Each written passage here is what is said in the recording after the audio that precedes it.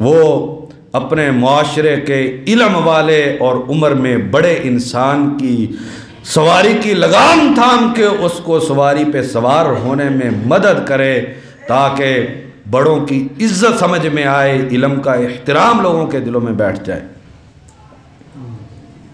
और जो कौमें अपने बड़ों का एहतराम छोड़ देती है और जिस माशरे में उस्ताद की इज्जत नहीं रहती है, उस माशरे की अखलाकियात का जनाजा निकल जाता है और वो कौम कभी भी न दुनिया के एतबार से तरक्की कर सकती है और ना ही कौमों के मुकाबले में खड़ी हो सकती है।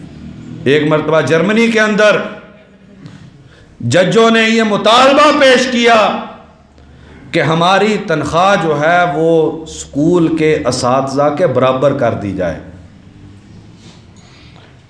जज ये मुतालबा पेश करते हैं कि हमारी तनख्वाह थोड़ी है और जो स्कूल में टीचर हैं उनकी तनख्वाह ज़्यादा है, हमारी और उनकी तनख्वाह बराबर कर दी जाए। तो हुकूमत ने ये जवाब दिया कि जिन्होंने तुमको पढ़ाया है तुम उनके बराबर कैसे तनख्वाह ले सकते हो। और इसी तरीके से बड़ों के एहतराम के हवाले से ख़ास तौर पे वालिदैन का एहतराम करना, उनकी इज़्ज़त और तौक़ीर करना, ये इंसान पे इंतहाई ज़्यादा ज़रूरी है।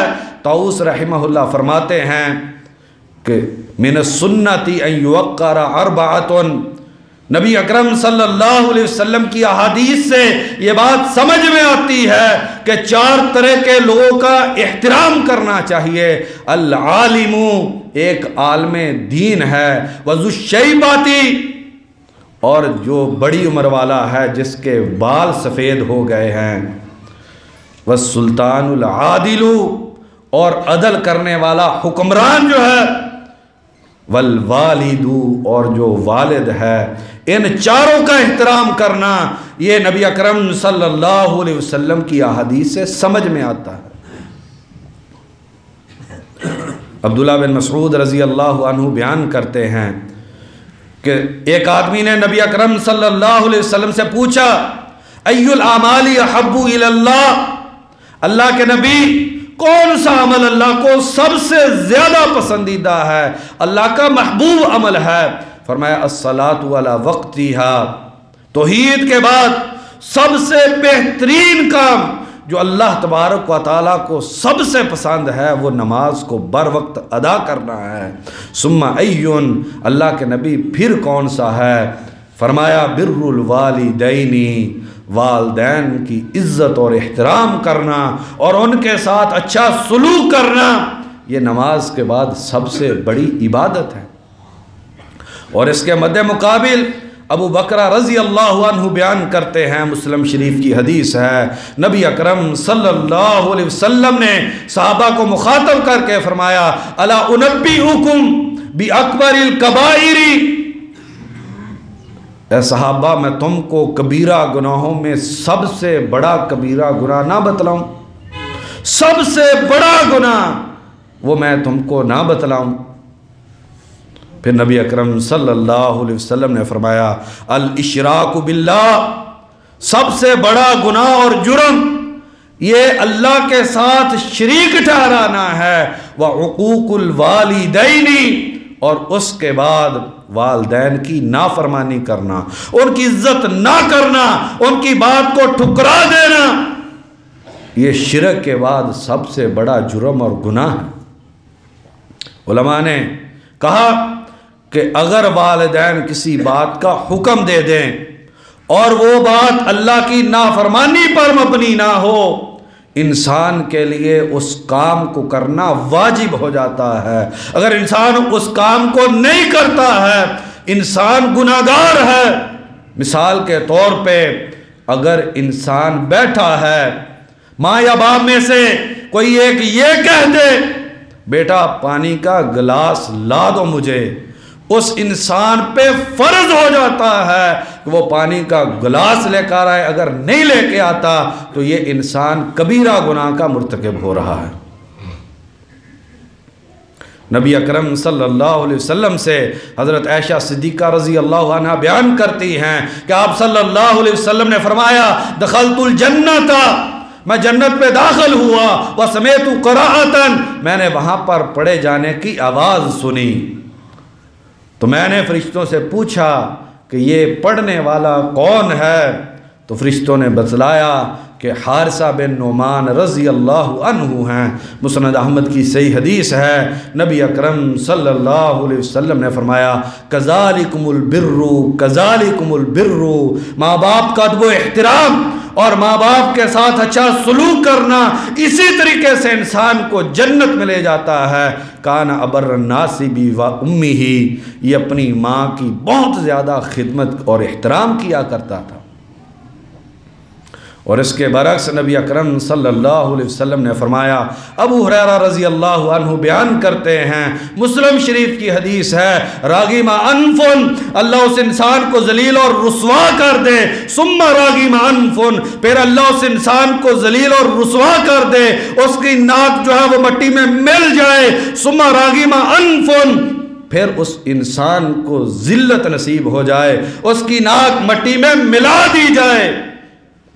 जिसने अपने वालदैन दोनों या एक को बुढ़ापे की हालत में पाया, वलम यदखुलिल जन्नता, उनकी इज्जत व एहतराम करके, उनकी खिदमत करके अगर इंसान जन्नत हासिल ना कर सका तो यह दुनिया का वो बदनसीब इंसान है कि जिसको दुनिया में भी जिल्लत नसीब होनी चाहिए कि बूढ़े वालदैन की खिदमत करके, उनको इज्जत और एहतराम देकर ये आदमी जन्नत हासिल नहीं कर सका, ऐसे आदमी को जलील और रुस्वा होना चाहिए। और इब्न हिब्बान की हदीस है, नबी अकरम सल्लल्लाहु अलैहि वसल्लम ने फरमाया कि अल्लाह तबारक व तआला की उस इंसान पे लानत हो जिसने अपने वालदैन को बुढ़ापे में पाया और उनकी खिदमत करके जन्नत हासिल ना कर सका। वालदैन को गाली देना, वालदैन के सामने ऊंची आवाज़ में बोलना बहुत बड़ा जुर्म है। ऊंची आवाज़ में बोलना तो दूर की बात है, अगर पेशानी पे सलवट पड़ जाए, इस्लाम इस बात को भी बर्दाश्त नहीं करता।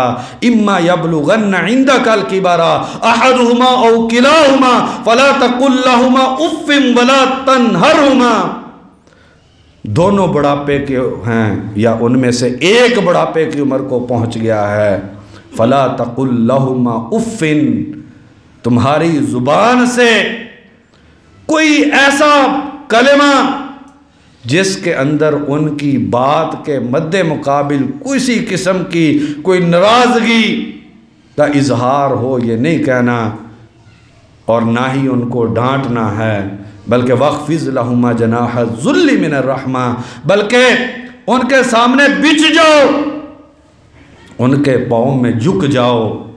नबी अकरम सल्लल्लाहु अलैहि वसल्लम ने फरमाया कि रिज़ल रब्बी फ़ी रिज़ल वालिदैनी, अल्लाह की रज़ामंदी वालदैन की रज़ामंदी में है। जिसके वालदैन राज़ी हैं उस इंसान पे अल्लाह तबारक व तआला राज़ी हैं। व सख़तुहु फ़ी सख़तिहिमा, और अल्लाह की नाराज़गी वालदैन की नाराज़गी में है। जिसके वालदैन उस पर नाराज़ हो गए तो उस पर अल्लाह तबारक व तआला भी नाराज़ हैं।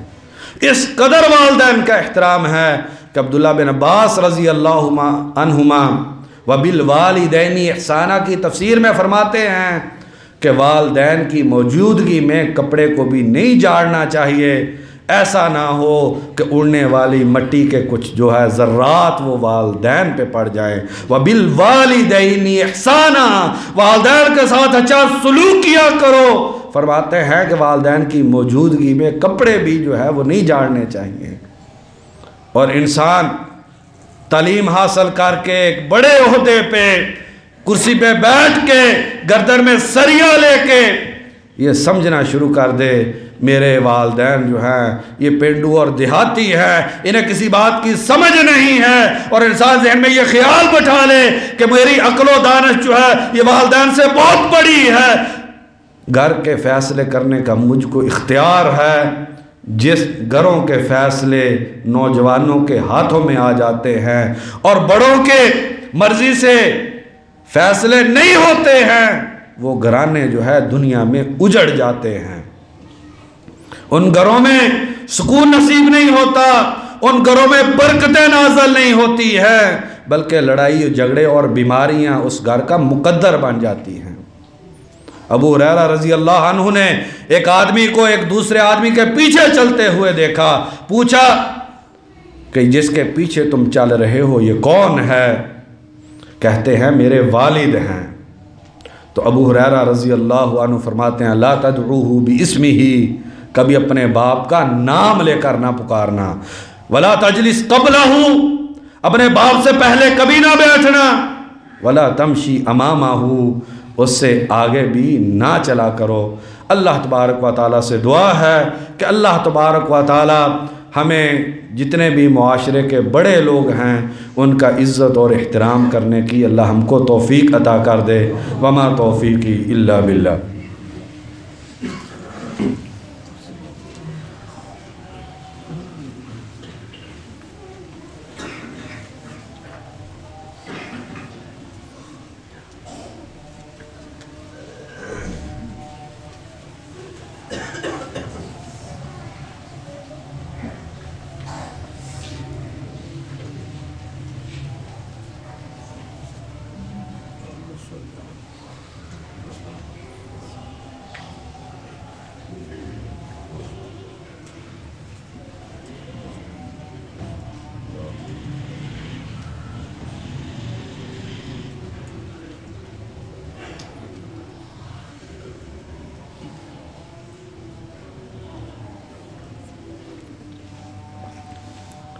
इन्नल हम्दलिल्लाहि नहमदुहु व नस्तईनुहु व नस्तगफिरुहु वस्सलातु वस्सलामु अला रसूलिल्लाहि अम्मा बाद। एक बहुत बड़े मुहद्दिस सईद बिन आमिर रहिमहुल्लाह एक रात अपनी वालदा के पाँव दबाते हुए गुजारते हैं। उनका भाई उमर नाम है, सारी रात नमाज पढ़ते हुए गुजारता है, सारी रात तहज्जुद पढ़ता रहता है और ये अपनी वालदा के पाँव दबाते रहते हैं। और फिर जब सुबह होती है तो कहते हैं कि मेरे भाई की जो रात की इबादत है ये उसके मुकाबले में बहुत कम है जो मैंने अपनी माँ की खिदमत करके की है। इयास बिन मुआविया रहिमहुल्लाह उनकी वालदा फौत हो गई तो चीखें मार के रो रहे हैं। कोई आके पूछता है आप तो इतने बड़े आलमे दीन हैं फिर इस बेताबी से रो रहे हैं? तो कहते हैं मैं क्यों ना रोऊं, जन्नत में जाने के 2 दरवाज़े थे, आज एक दरवाज़ा बंद हो गया है। एक मुहद्दिस कहते हैं कि मेरा दिल करता है कि मैं ज़मीन पे अपने रुखसार को रखूं और मेरे माँ और बाप का जो कदम उठे और फिर जब वो नीचे पड़े तो ज़मीन पे ना पड़े बल्कि मेरे रुखसार पे पड़े। तो भाइयों, बड़ों का एहतराम करना, उनको इज़्ज़त देना, जो उम्र में बड़ा है उसे बड़ा समझना, जो जिसको मुआशरे में ख़ानदान में किसी जगह पर बड़ा समझ लिया गया चाहे वो उम्र में छोटा है, उसका एहतराम करना। और इसी तरीके से जो उलमा हैं उनका अदब और एहतराम करना और वालिदैन की इज़्ज़त और तौक़ीर करना, ये हम सब पर ज़रूरी है।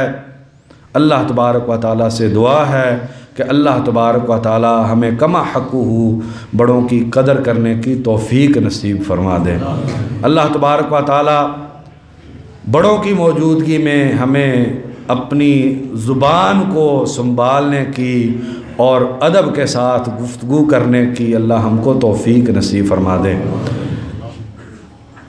भाई ने कहा है कि एक भाई पिछले हफ्ते में फ़ौत हो गए हैं। अल्लाह तबारक व तआला से दुआ है अल्लाह तबारक व तआला हमारे उस भाई की लग़्ज़िशों को, गुनाहों को माफ़ फरमाए और जन्नतुल फ़िरदौस में आला मकाम नसीब फरमाए।